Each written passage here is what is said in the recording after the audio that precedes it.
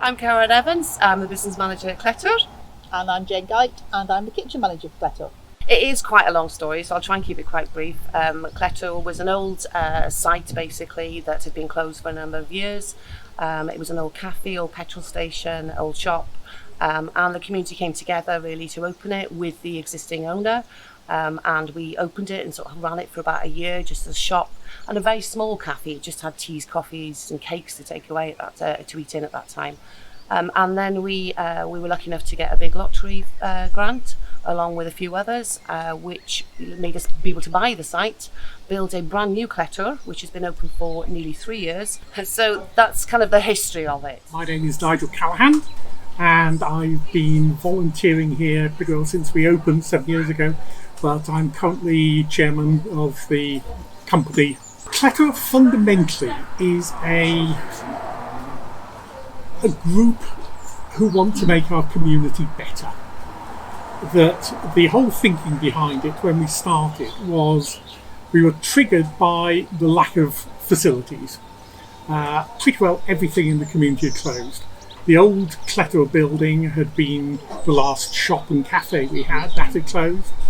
We were down to a pub, that's still going, but since we opened, the school's closed, the church is closed, there was nothing, and there were no opportunities for people in the community to meet each other. And the driving force from day one is to improve the community in any way we can. And so we are set up as a not-for-profit business. And the aim now is that we do generate a surplus, but that surplus is ploughed back into community activities. So we can afford to pay a part-time community coordinator who organises events, and all that comes out the surplus from the shop and the cafe.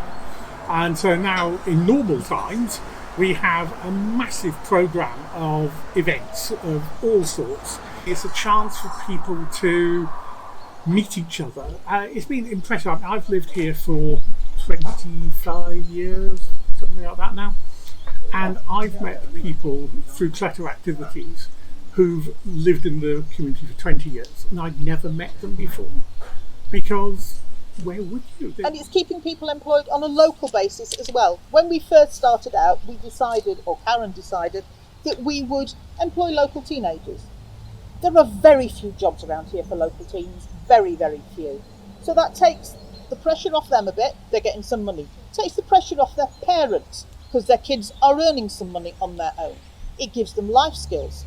It gives them employment skills. It gives them a CV. It gives them a reference for college or for university or for another employer.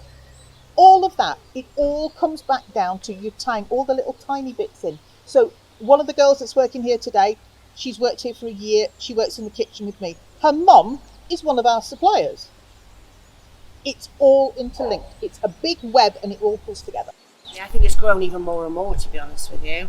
And I think, one of our ethos here is supporting local producers as well within the area, which we massively do, and there's more and more all the time. So I think the community vibe of it all is just evolving more and more all the time. Yeah, definitely. I think I've got about 73 suppliers in total here, which is, it's hard going, with all of them, and that's why it's so important to have the volunteers here. But we've got Dovey Dairy, who are a new supplier doing halloumi, yoghurt, fudge. We've literally last week started supporting them. Penile strawberries. If you've never had a Penile strawberry, you've never had a strawberry. Yeah. Local honey. We've got Richard in the village. Next village up. Our honey. Us with eggs. Vanilla, very local, organic, free-range eggs. Local potatoes, so we've got some suppliers that only just do one product, they're from Capabanga.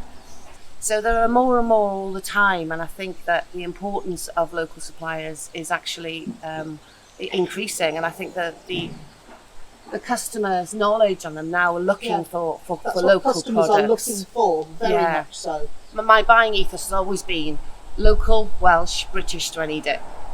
If customers want it, if there's a demand for it, obviously we need it. But that's always been my ethos, always trying, local, Welsh, British, do we need it? I think to compete with supermarkets, we don't have the buying power at supermarkets.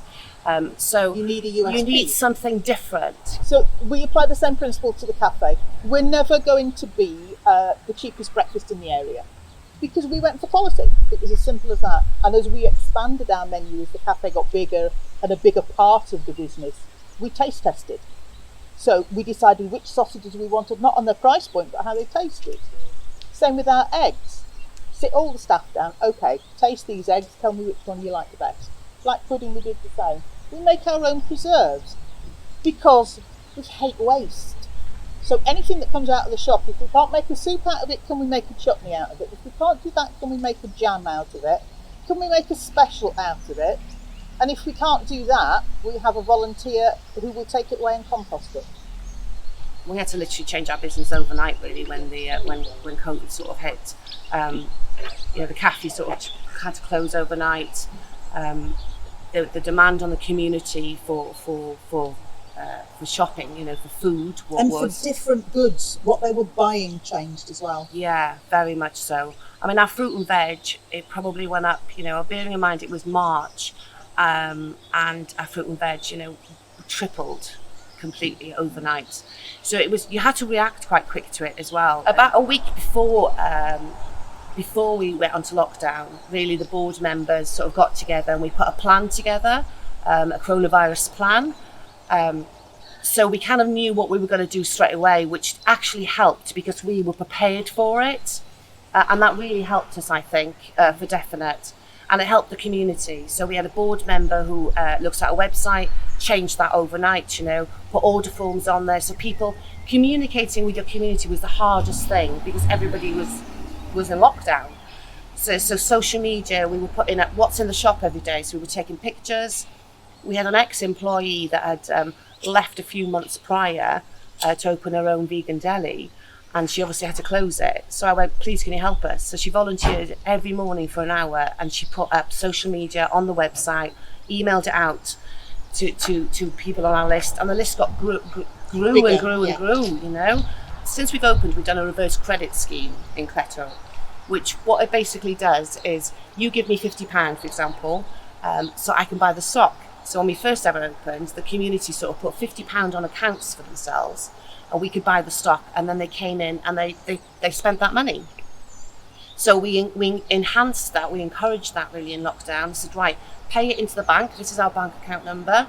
We'll put it on our till system. You can just order, we can deliver. So there was no contact at all.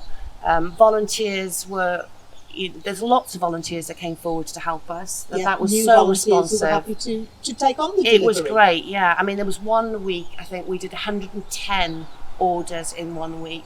There was probably about 30 of those delivered, others were collected.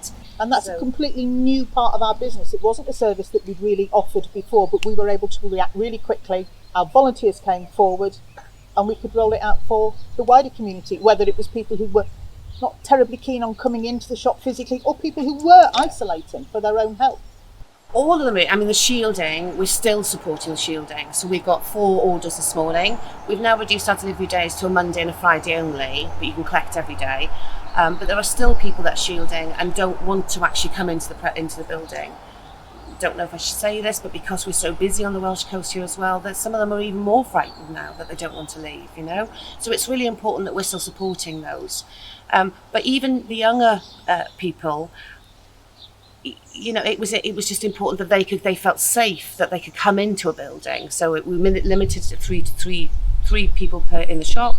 So really showing them that safeness and communicating that out on all the social media platforms or emails or websites that we've got, that was important. So I think that really we had all bases, In the very beginning, when they actually closed the cafe down, when we had to close the cafe, we looked at all the stock that we had in, and that's money sat in the stock room, not earning anything. And we moved it to the shop. It was as simple as that. Because we had difficulty getting a lot of items in.